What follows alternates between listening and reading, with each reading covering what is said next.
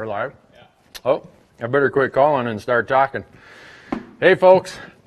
Thanks for being here for another episode. Let's see, episode 14, I believe, of Elk Talk Live, brought to you by Bowtech, Leupold, Onyx Maps, Rocky Mountain Elk Foundation, Ripcord Arrow Rests, Tight Spot Quivers, and Black Gold Sights. And if you want to be notified for these, text Randy, R-A-N-D-Y, to 313131. If you're in Canada, 393939. And please share with your friends. So we're going to start out with a couple questions from last week, because we were in Nevada last week. I just got home about 4 hours ago. We were in Nevada last week, and we had a really faint reception, and we probably should have throttled down the feed a little bit, and maybe it wouldn't have buffered and stopped. So hopefully, now that we're back here in smoky Bozeman, Montana, we'll be able to let it rip without any interference. So thanks for hanging with us. This question is, what hunting influences did I have while growing up? I grew up in a town of 500 people, a little town of Big Falls, Minnesota, that is now 200 people. And every male figure in town at that time was a hunting influence. I would say, yeah, mostly my dad. My mom had 6 brothers, so my uncles, all 6 of them. And my grandparents, both my mom's dad and my dad's dad, everybody was hunters. Every neighbor was a hunter. My school teachers were hunters. So all had a big influence on me growing up. This question, have you ever cold called sounding like a herd in early September? I don't do it sounding like a herd. But in September, whether it's early or middle or late, I'm out trying to locate bugling bulls. Even in the pre-rut, even though they might be a little more quiet, before dark or before daylight, I'm out there in the dark and I'm letting some rip. I want to hear, hey, anyone out here? And if there is, I'm going there. So if you want to call that cold calling, I guess, yeah, I do that. What's a better rifle season in Colorado over the counter season? Colorado second rifle or Colorado third rifle? Depends on what kind of hunting you like to do. Second rifle is in what's called the pre-rut or post-rut phase, which is a far harder time to kill an elk. And it's way more crowded in Colorado in the second season. The third season is usually about somewhere the first week in November. And the elk are kind of in their late season patterns then. And they've went from their solitary post-rut hide to now they're hiding in groups. They're more in bachelor groups in the late season. So I prefer the third season. But I know that interferes with a lot of deer seasons that some people have, so they end up coming out for the second season. Let's see. Randy, a VX6 or a VX5 rifle scope from Leupold. If you could only buy one, which would it be and why? Only buy one. Well, the VX6 is slightly more expensive than the VX5. They're almost identical, other than the VX6 has a few more features and other stuff. So if budget was my concern, I would go with the VX5. The VX6, unbelievable scope. I've got a bunch of them, and it's amazing. But the VX5 is like right there. You don't have all of the options that you have on the VX6. So if budget was my concern, I'd probably go with the VX5. Let's see. Oh, I forgot to say that Onyx Maps is also one of the supporters of what we're doing here on Elk Talk Live. And this is an Onyx question. Do I prefer the Onyx phone app or the chip in my GPS? If you had asked me that question 2 years ago, it would have been a different answer. I would have said, oh, I'm a GPS guy. I've forced myself in 2017 to be using the phone app. And now with the new phone app, I've really been using it a lot. It's great. They did a new release. So I would say now I'm a bigger fan of the phone app than I am of the GPS system. Which season do you look forward to more, archery or rifle season? I probably look forward to archery season more than rifle season because it's the first season and I've always got my I guess my enthusiasm. I've got the, oh gosh, I got to get out there. And you know, I'm walking around my shop out here, calling.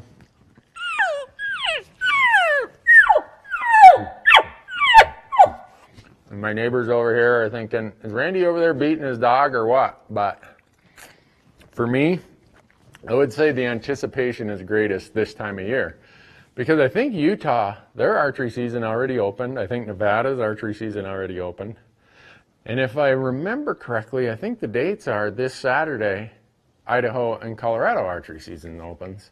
And then, let's see, on September 1st, Wyoming's archery season opens. And I think September 2nd it is in Montana. So a lot of the elk states are going to be in the thick of it here in the next week. So it's a lot of anticipation. So I would say the one I look forward to the most is probably the archery season. So, all right, guys, we got any questions coming? Yeah. Michael's got a question. Speaking of archery, what is your bow poundage and arrow weight for elk? What is my bow poundage and my arrow weight for elk? My poundage is set at 60 pounds. I think I've said this on a prior episode that I've got a really bum wrist from a car accident. So I'm not one of those 70-pound guys. In my total, my broadhead, I shoot 125 grain fixed blade broadheads. My total arrow weight is usually 455, 460, somewhere in there. So I like something, and people say, well, that's not going to give you a very flat trajectory. You know what? I want momentum. I want something that is going to do the job when it gets there. So. Hi, Randy. What grain 308 AccuBond do you recommend for elk? Okay. What do you use for elk? Okay.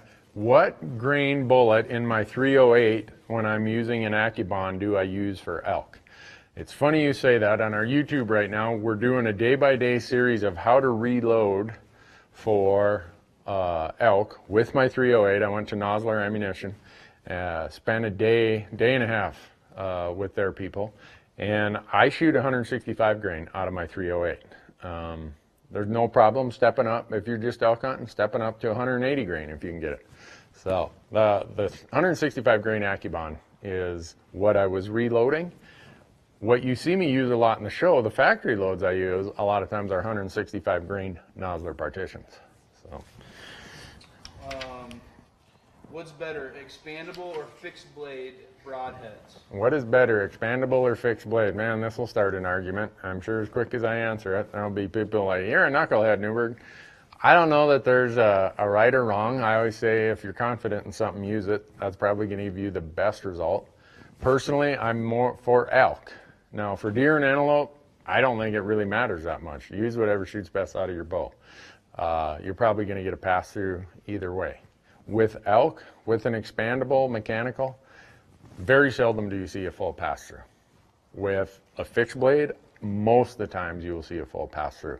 And I want elk coming out, or blood coming out both sides for blood trailing, rather than just a broadhead goes in there, kind of stops partway in there, the shaft almost acts like a cork, and you don't get the full penetration you do with a fixed blade. So.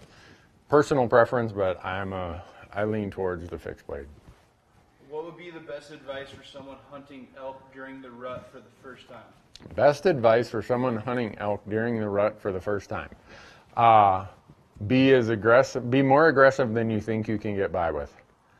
I have a tendency to be too passive with the TV show because once we find elk, it's like, oh, I got to nibble around the edges till they make a mistake, and then I'll shoot one of them. Well, the reason I do that is now that I've found elk and I've got 5 days to film, I want to have some elk in the footage. So I'm a little more passive than I probably should be. Usually by the second to last day or the last day, I'm like, you know what, I'm just going to get aggressive. And it seems like we have way more success then. So I'm trying to get more aggressive with my archery elk hunting.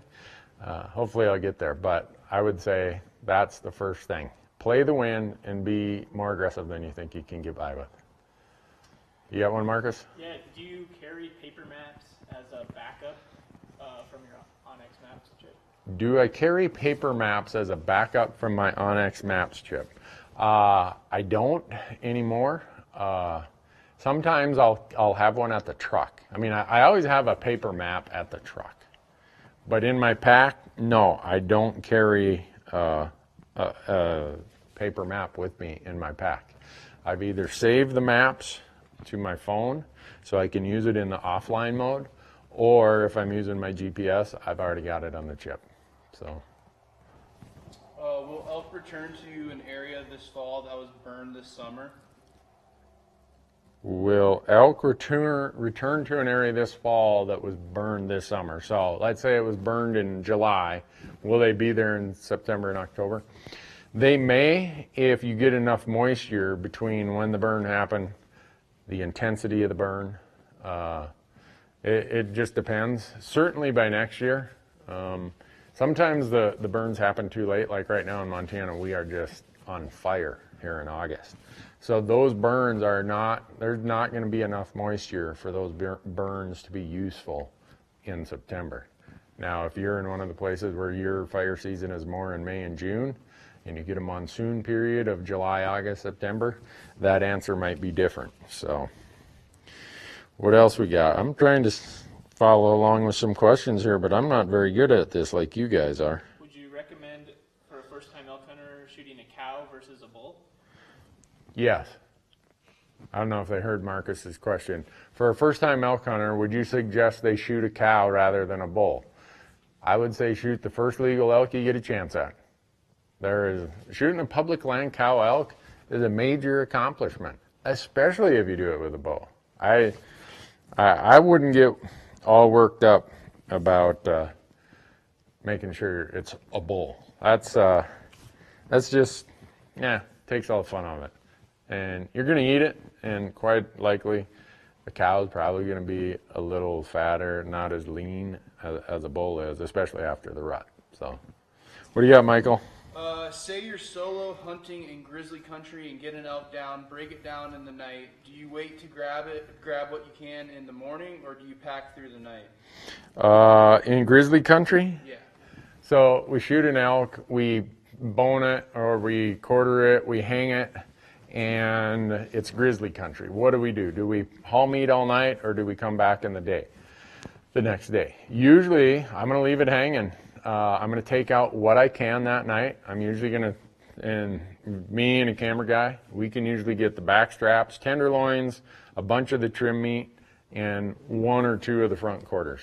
And then, depends on how much other gear we have, then we come back and get the rest of it in however many trips it takes the next day. So if you are hunting in grizzly country, make sure that you take your meat a few hundred yards away from where you've gutted or where the carcass is laying, the bone pile, and go hang it somewhere under a tree where it's going to get shade, where it's going to get wind, and make sure that you can see your approach as you walk up to where that meat's hanging. So if there's a bear on it, you're probably going to see your game bags are messed with. And once you're coming back in, make all kinds of noise, do whatever. And if the bear has it, I've never had that happen, but if the bear has it, let him have it and go tell the game warden what happened. Do you think 69 is too old to hunt elk in Colorado? Do I think 69 is too old to hunt elk in Colorado? Nope. I have friends here in Montana who hunt elk into their 70s.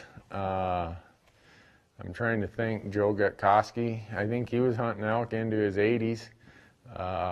So, no, I mean, obviously you're going to have to be a little more selective in when and where, and you shoot something or have some help or some stock to help you get it out. But I hope when I'm 69, I'm going to Colorado elk hunting, if I live to be 69. How do you utilize tracking to help you find bulls in the post-rut phase? How do I use tracking to help me find bulls in the post-rut phase? It's very hard because they don't move much. Post-rut is usually October 12th to 15th to the end of October.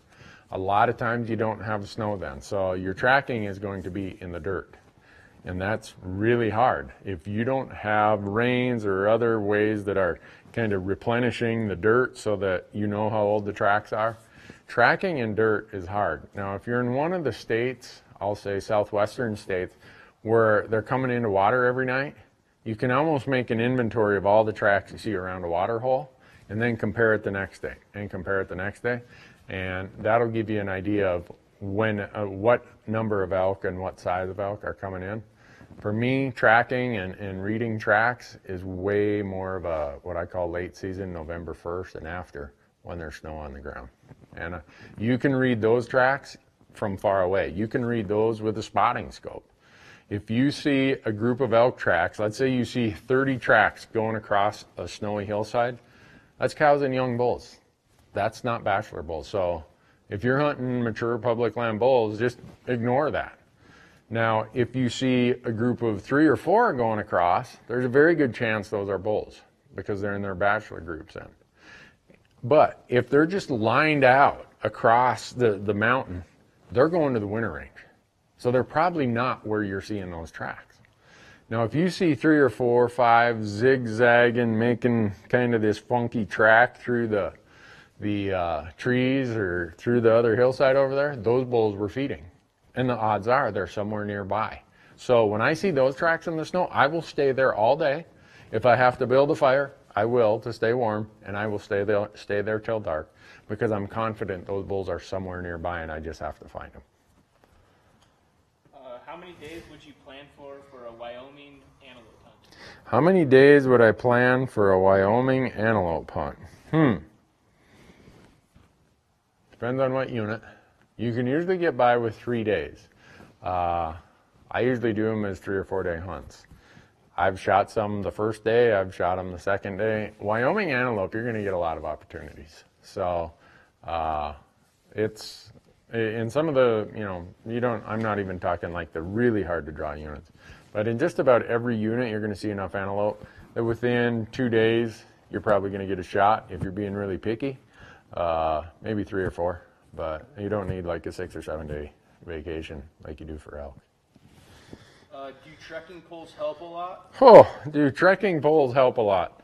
If you aren't using trekking poles, you're not my friend. No, I can't remember what they call it, but there's a doctor that studies human movement and muscle usage and everything. I should know it. But anyhow, that doctor told me that trekking poles will save or reduce the amount of required energy by 30% in mountains, whether it's coming uphill or downhill. And if you've ever had a heavy load on your back and you're side hilling or you're going downhill and you've done it without trekking poles and then you did it with trekking poles, there is not even a question. You're going to use trekking poles. So, yeah, don't leave home without them. All mine are in the truck right now. I'm still not all the way unpacked from the Nevada trip. So, what else we got? What's a good all-around backpack to use for elk hunting? Good all-around backpack to use for elk hunting. I think all of mine are in the truck right now. I use the Mystery Ranch Metcalf. I've shown it on some of these episodes. It will compress very flat into a day pack. And when you shoot something and need to carry a big load, it will expand greatly. And you can fit more meat in that load saddle or load sling or whatever you want to call it than you probably want to carry. So Mystery Ranch Metcalf is what I use for elk hunting. Do you think elk would avoid noisy running water because it might interfere with their hearing defenses? Do I think elk would avoid noisy running water because it would interfere with their hearing defenses? I've never noticed that, but I can't say that I've hunted a lot near noisy running water. I'm going to have to punt on that question. I really don't know. I think if they could satisfy their need right there near noisy running water, they'd probably go there anyhow and rely on their nose and their eyes. What do you do from noon till evening during an elk rut hunt? What do I do from noon to early evening during an elk rut hunt? I go and find some water source and I sit there. And the camera person and I, we take turns napping. And I get on the downwind side of a water source and see where the trails are coming in. And here's why. Very often you will have a bull that, peak rut, the bigger bulls have their cows. The pattern is in the morning, by 10 o'clock, they push those cows somewhere up in a shaded spot or down in a canyon to bed for the day. That bull has been rutting so hard and is so active during the rut that he has to drink more than just in the morning or evening. So when he puts those cows to bed, he will do that, and sometime between about 11 o'clock and 3 in the afternoon, he will get up and solo and quiet, he will come down and water. So if you find elk bedded somewhere above a water source in the peak rut, go and spend your day there. Don't go back to camp. That's what I do. So. Is it worth the extra $200 to get 10 by 42s versus 10 by 32s? Is it worth the extra $200 to get 10 by 42s versus 10 by 32s? Yes. 10 by 32 would be like looking through the end of this bugle tube. You got a field of view that, ever look through a drinking straw when you're a kid? That's 10 by 32s. 10 by 42s is like, oh, wow, I can see a lot more out this end versus that end. It would be worth the extra money. I wouldn't, there's no way I would go with 10 by 32s. If I went with a 32 power or a 32 millimeter objective lens, I would be dialing my power way down to 6 or something like that. What else? Can you explain Wyoming walk-in areas and how it works? Yeah. Can I explain Wyoming walk-in areas and how it works? So Wyoming has 2 types of public access programs. They call it private land, public wildlife. And they have hunter management areas, and this is all on their website. And they have some great elk hunting there, archery and rifle. So you go to their website, and the hunter management areas, you have to get a permission slip. There's a whole series of rules. Some of them, the demand is so high, you even have to put in for certain time slots, almost like drawing a tag. But what this question was about is the walk-in hunting areas. Those are usually areas that don't require a permission slip or anything. You just park in the designated parking lot, and off you go. And you can usually hunt the private land that's enrolled, plus the public land that's adjacent to that. And there is some amazing hunting in Wyoming's walk-in and hunter management areas. I would say of all of the access programs of any state, Wyoming has the best if you're looking to use those properties for elk hunting. Do you ever cook fresh game meat when you get back to camp? If so, what ingredients do you use? Do I ever cook fresh game meat when I get back to camp? If so, what ingredients do I use? Sometimes we do. Usually I use a very simple marinade. We were in Nevada last week and we had, let's see, antelope tacos one night. We had antelope spaghetti another night. We had white-tailed deer burgers another night. So I know that's not fresh because they were from animals we shot last year. But same principle applies. It's got to be something quick and easy. We don't have time to spend a lot of it doing the meal and doing the cleanup. So it's going to be pretty basic, but you'll be surprised. I think I said on either the last episode or 2 episodes ago, there's this company called Dog Day Spice Rubs. If you put that on a tenderloin or on a backstrap or on a steak, it will add a ton of flavor to it. I don't overdo my meat, my wild game. Medium is as cooked as I'll do it, and it's pretty quick and easy. What arrow rest do you use on your Bowtech? What arrow rest do I use on my Bowtech? Ripcord. And so if you go out to Ripcord Arrow Rest, you'll see that they have quite a few models. Well, not that many actually. I think Ripcord's version of this is, hey, we make such a good product, we don't need 45 different versions. It's fall away rest. I'm trying to think when I first started using Ripcord Arrow Rest. I think it was 8 years ago, 9 years ago, something like that. So never failed me yet. So if I was as capable as my Ripcord and my Tight Spot and all my other gear, my black gold sight and my Bowtech smart bow, I'd be way better off. I'm always the weak link in the equation. What's your thought for a 243 for elk? What's my thought for a 243 for elk? It will work.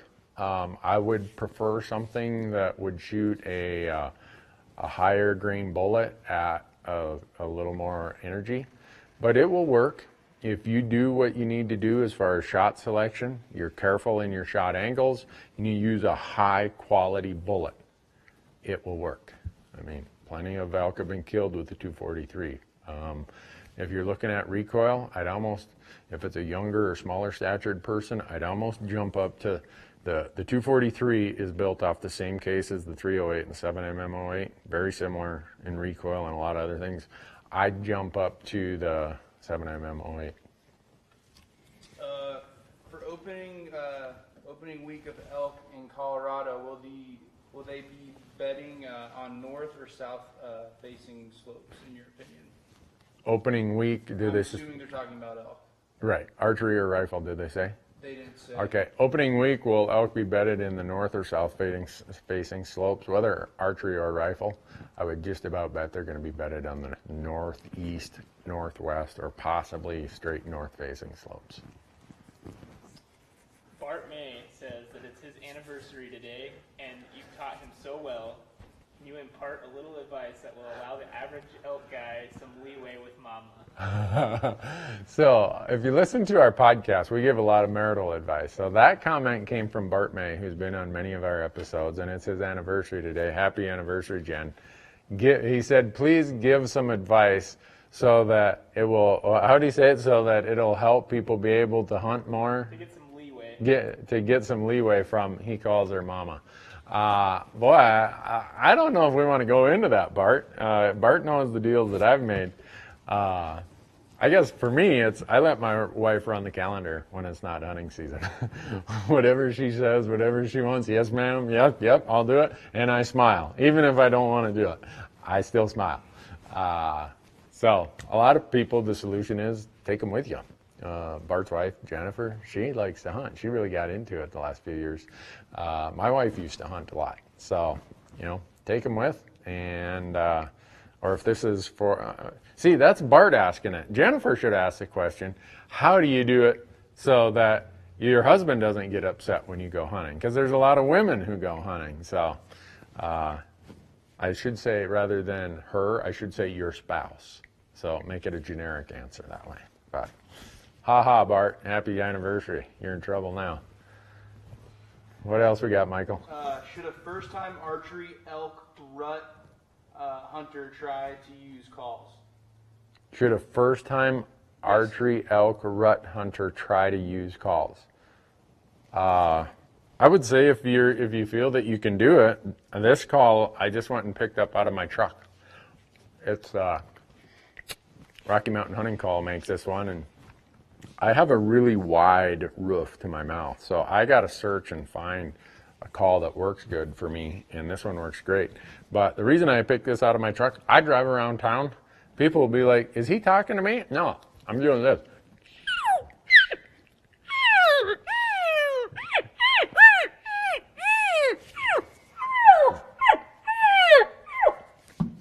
You'd be amazed how quickly you'll catch on to it. I listen to Willie's Roadhouse on XM radio. I try to play the same melody and music with my call. It really forces you to change things up and do it in ways that give you a lot more flexibility. But first of all, make sure if you're using a diaphragm call, make sure you got a call that fits the roof of your mouth. I know the next question will probably be, which calls do I use? I think I said, like this one, Rocky Mountain Hunting Call. Make sure it's a call that you're comfortable with, and if you are, go out and do it. I mean, most of it you're going to learn through experimentation. Nobody goes out there the first day and everything works great. So start making some mistakes and you'll learn from them. Pretty soon you'll be a lot better at whatever part of hunting it is, not just calling. So, how big a water bladder do you carry in your day pack? How big of a water bladder do I carry in my day pack? Again, that's in my truck right now because we just got back. It depends on where I'm at. Like down in Nevada, I had a 3-liter. When it's colder, I'll have a 2-liter. And some people say, oh, man, I can't believe you carry 3 liters of water. Well, I don't like to get dehydrated. I don't like the effects dehydration causes, especially at high elevations. So I probably carry more than I need, but that's what I use. And as far as brand, I use the Platypus brands. I have had so many other brands that have broke. Either the bladder split or where the cert goes in the bottom, it breaks and starts leaking. And if you want to get really mad, have a broken water bladder in your pack in November and all your clothes to keep you warm are now wet. You will quickly junk that piece of equipment. Michael, what do you got? For an Easterner coming out west for their first time, what animals would you suggest? Elk, pronghorn, or mule deer? Easterner coming out for their first Western hunt. Which animal would I suggest? Elk, mule deer, or pronghorn? Pronghorn. Reason being is you're going to learn a ton of things that are applicable to Western hunting. Land ownership is probably one of the bigger things. How to take care of your meat once you are successful and get it all the way home if you're back east. You're going to learn a whole bunch of things about thermals, about using the sun to your advantage, and you're going to see a lot more of them. It's usually a way higher success rate. Not usually, always a way higher success rate. It's a ton of fun. So I tell people, your first Western hunt, if pronghorn is probably the best, then I'd say maybe mule deer. And if you want to go on an elk hunt as your first Western hunt, hey, knock yourself out. You might have success, but it's a steep learning curve. Usually people come out, it's their third or fourth time before they're like, all right, I'm kind of getting the feel for what I'm doing here. So, but it's a ton of fun. No matter whether it's your first hunt or your 100th hunt. You got one, Marcus? What tent, pad, and sleeping bag do you use on backpack hunts? What tent, pad, and sleeping bag do I use on backpack hunts? Just a second here. Here's my tent. I have a couple of these. This is a Hilleberg Nalo G2. It's got a really big vestibule because I've usually got cameras and we're trying to do all of our stuff with our production equipment. So I got to have a bigger tent than I'd want. And most people look at that and say, I'm not carrying that heavy thing up the hill. Well, it's not that heavy. And the comforts it provides for a backpack hunt, for keeping all of our gear clean, dry, out of the elements, is worth it. As far as my sleeping bag, it depends on temperature. I have Marmot sleeping bags, both synthetic and down. I prefer down. I usually carry a small liner, sleeping bag liner, and that usually gives me an extra 5 degrees on my temperature rating. And as far as my mattress, I use the Thermarest Neo Airs. They're just the lightest and easiest to use, even though they squeak a lot when it's cold and you're rolling around on them. What do you got, Michael? Can you give a quick ABC on bullet pricing / quality? There are brand names in the 30-06s for $25 and $45. Or $25 and $45. I don't shoot much beyond 200 yards. Should I be spending the extra money, or am I the sucker? So the question is it worth spending more money for premium bullets versus the lower price bullets, kind of in general? If he's not shooting past 200 yards. I'm assuming, since this is Elk Talk, we're talking about elk. Yes, it's worth it. Do not skimp on your bullet quality when you are elk hunting. You will be surprised how tough an elk is. And you see in our shows and in our YouTube videos, we shoot until the bull is on the ground. And I use all of my ammunition is Nosler partitions for elk, pretty much. Not always. Sometimes we've used AccuBond, sometimes we've used their E-tips. But you're looking for a bullet with elk that's going to have great penetration and great weight retention.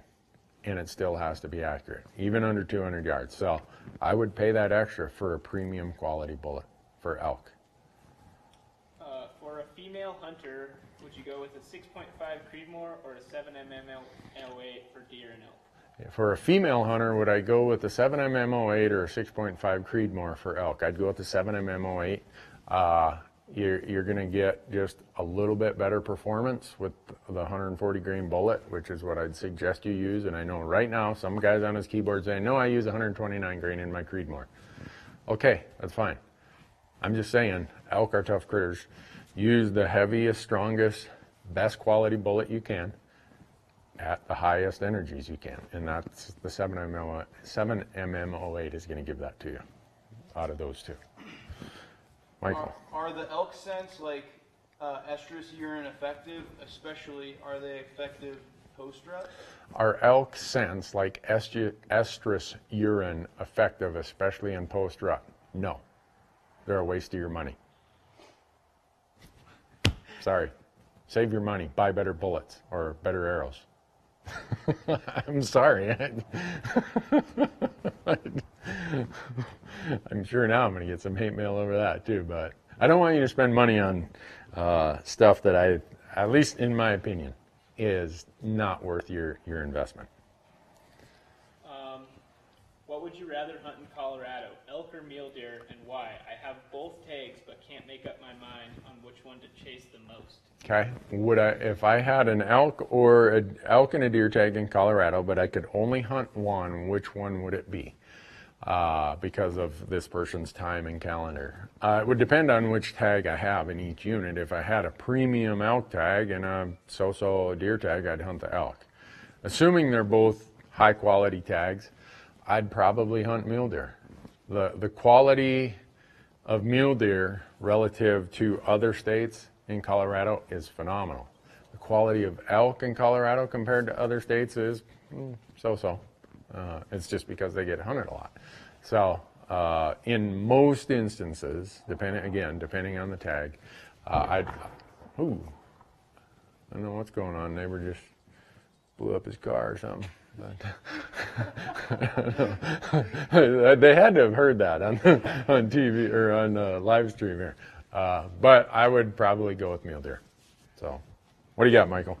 Any tips on spot and stalking mule deer with a bow? If I had good tips, I certainly didn't prove that I had good tips when we were in Nevada last week. Like everything, it's wind. What we do, we let them bed, and the temptation is to just go after them right away.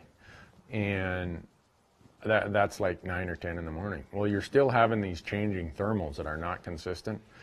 Wait until about 11 or noon when you have a strong thermal going whatever direction it is, and then go do your stock. And to the extent you possibly can, stay in the shade all the time. If they do turn and look at you, if you're in the shade, the odds of them making you out is way less than if you're out in bright sunlight. So to me, having a consistent thermal and playing the shade if you can are two of the key things for spot and stalking mule deer. Someone asked, how would you account for wind and thermals on shots of 200 to 300 yards? How would I account for winds and thermals on elk shots of 200 to 300 yards? I don't even worry about it out to 300 yards unless it's just really chucking. And really chucking, I mean over 20 yards or 20 miles an hour. I either cut the distance or I get straight upwind or straight downwind. Obviously, it's going straight upwinds comes with some serious risks. Or I just close the distance. And I would prefer to, you see guys out there with their wind meters. In the West, it's hard to know, and I missed the biggest bull that I've ever missed in Arizona because I didn't play the wind properly. It was about a 20, 25 mile an hour crosswind. I was sitting behind a rock and got all tucked in there, and I forgot about this crosswind, and the bull was quartering away. And if you watch this on our YouTube channel, you'll see this Arizona hunt where the first bullet goes right there in front of him because he's quartering this way. And I was so confident in the shot, I put the second bullet right in the same exact place. And I forgot to account for the wind. In a quartering shot like that, yeah, I should have accounted for the wind because it was a little bit more. But my point in that discussion is sometimes the wind out in front of you can be stronger than what it is where you're sitting. So be looking at the leaves, looking at the grass, and if it looks like, man, it's really whipping out there, close your distance. A lot of times when it's windy, elk are tucked away somewhere, and you can get a lot closer than you thought you could. In your opinion, what state has the highest elk quality? In my opinion, I like that it's my opinion. It's not necessarily a fact. This is going to be Randy's opinion. What state has the highest elk quality? It depends on what you count as quality. Most people would argue that belongs to Arizona or Nevada, with Utah and New Mexico being behind those in that order. But as far as quality of being able to get a tag in something other than once in a lifetime, having tons of public land, I would be thinking long and hard about Wyoming. Wyoming has amazing quality for the amount of elk that they tags they give. The amount of public land and their success rates are excellent. So, Marcus. When you walk into the spot that you scouted and someone is already there, what's the best thing to do? You walk into the spot that you've scouted and somebody beat you there, what's the best thing to do?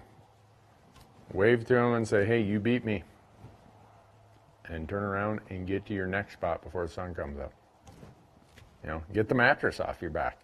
I can't tell you how many times people do that, where they stumble out of bed late, they just can't get going, and then they're upset because someone's out on that rock glassing a basin that they'd already scouted. Well, guess what? On public land, they got there first. And some people will say, well, that's my spot. On public land, there are no my. It's he who gets there first, at least the way I approach it. If someone beats me there, good for them. Pack it up, Randy, and go somewhere else. So, I think we got a few more, but Michael, what do you got? Favorite places to hunt. What's your favorite place to hunt? And Are you going to do an elk field dressing video? So it didn't specify for what animal. Yeah, I'm assuming elk. My favorite place to hunt elk is wherever I have a tag. I love elk hunting, archery elk hunting here in Montana. It's hard for me to say a favorite place. Like I said, it's wherever I have a tag. I've been so blessed to have so many tags. I love the over-the-counter elk hunts in Colorado. A lot of people are like, man, there's a lot of crowds, there's a lot of people, but there's just this feeling of, hey, this west slope of Colorado, man, they invite hunters. They want people here. They want hunters here. And so it just reminds me of growing up in the upper Midwest where hunting season was a big deal. So I kind of have this nostalgia feeling about Colorado's third season over-the-counter rifle. Wyoming, man, I love Wyoming. New Mexico, had some great archery hunts there. It's hard to say. As far as, am I going to do a field dressing video out on our YouTube channel? There's one called the Gutless Method. And if at all possible, I would not field dress my elk. Go to our YouTube channel, Randy Newberg Hunter, and you're going to see that gutless video of how you do this. And if you live in whitetail country, we also did one for whitetails. And the reason we did it for whitetails is if you live in whitetail country and you can't come out west, everything's the same doing it for a whitetail as it is for an elk. We're just talking about bigger pieces and a bigger body. Practice on a whitetail at home. That way when you've got that elk down and it's a hot September afternoon on a really steep slope in the west, you're not scratching your head saying, what do I do now? So use the gutless method. Go to our YouTube channel. We got one on elk and one on mule deer, and you're going to have way better success than trying to gut it out and do everything else. So Marcus has given me some sort of signals here. I don't know. With the lights in my eyes, I can't. Are we running out of battery? We'll go for a little bit probably. Okay. All right. Because we had such a crap out last week with our signal, I feel like we owe them some extra this week. So. All right. Someone has 3 days to scout before their Colorado second rifle. 3 days to scout before their Colorado second rifle hunt. And how would you spend it? What would you do scouting those 3 days before? Scouting those 3 days before I showed up, and we have a whole e-scouting series out on our YouTube channel. Under the playlist called Elk Talk. Go and watch it. And it talks about how, based on using the Onyx map system, you can see where we pick probably 10 spots that we want to have dialed in. So when we get there and start scouting, and we always have them in little groups. All right, I'm going to go look at this in the morning. I'm going to go look at this in the evening, next morning, next evening. And so that if you had 3 days, you could cover every one of those spots. You would find where the elk are. You would be eliminating other spots. There's no sign. There's no elk. There's none of the things I thought would be here. And you'd have it dialed in. All right, this is where the elk are. And then I would go there the night before season opens or the evening before season opens to the favorite spot you found. And I would be there right at, just waiting on my spotting scope or my binoculars at that prime glassing period. And when those elk come out, you will know where they're coming in and out. I'd mark my path out with my GPS or with my smartphone app, and I'd be back in there way before the sun comes up in the morning with the wind in my favor, and I'd wait for it to get daylight, and the odds are those bulls are still going to be there when the sun comes up, and I'd shoot one of them. That's a long answer, but that's how we do it. When we shoot one, that's how we do it.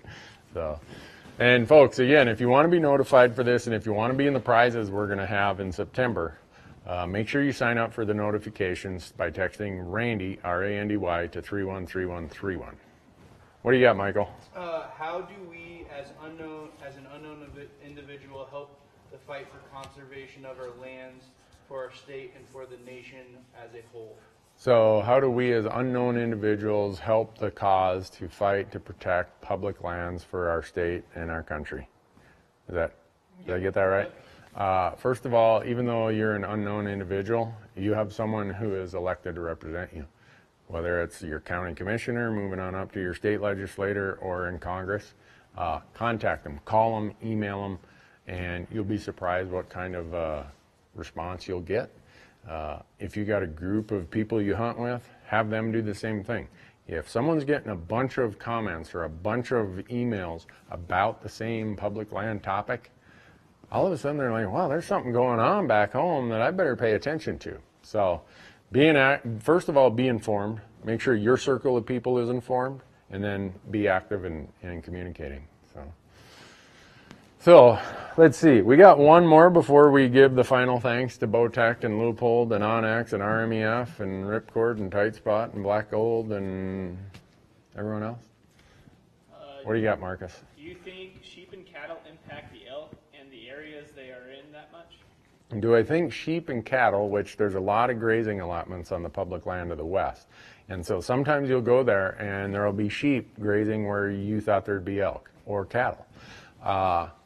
First thing you can do is you can call the forest or BLM office and say, hey, I'm thinking of going here. Is that an active allotment during the period I'm hunting? Because these allotments have dates on them. They have to move the animals off that allotment by a certain time.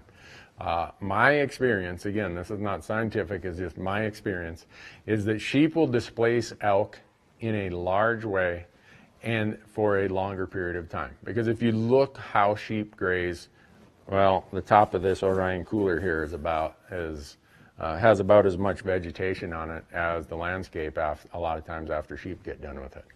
My experience with cattle is that they will displace elk a shorter distance and for a shorter period of time. That's just my experience. So if it's an active allotment, you know there's going to be cattle there, maybe just go hunt right next to it or some other place that's not affected in that way. So I usually do see temporary displacement, but it just depends on how intensely it's grazed and what time of season you're hunting, because I'll see where it's been an active allotment and the elk will come back in there really quickly after the cattle are moved off the allotment. So, is that it? I mean, there's a lot more questions. There's a lot more? But Huh. I'm looking at... Oh, someone asked me if I'm going to try a diesel. I think they're referring to my Nissan Titan truck. No, I'm not going to do a diesel. They're just too big. There's all kinds of things. My truck has to almost be like an ATV, UTV. So I need something smaller, and those are usually the gas models. So, are you wearing Sitka Subalpine camo this year? Yep, I am. It looks just like this stuff here. I'm wearing it. The camera guys are wearing it because they're going to be on TV this year. What else we got? Have you ever hunted Unit 10 in Wyoming? No, I haven't. Sorry about that. Say good night, Randy. Go see your wife. All right, folks. Good night. Thanks for watching.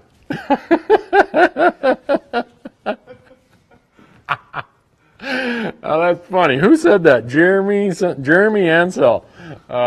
Thanks, Jeremy. My wife is going to appreciate that.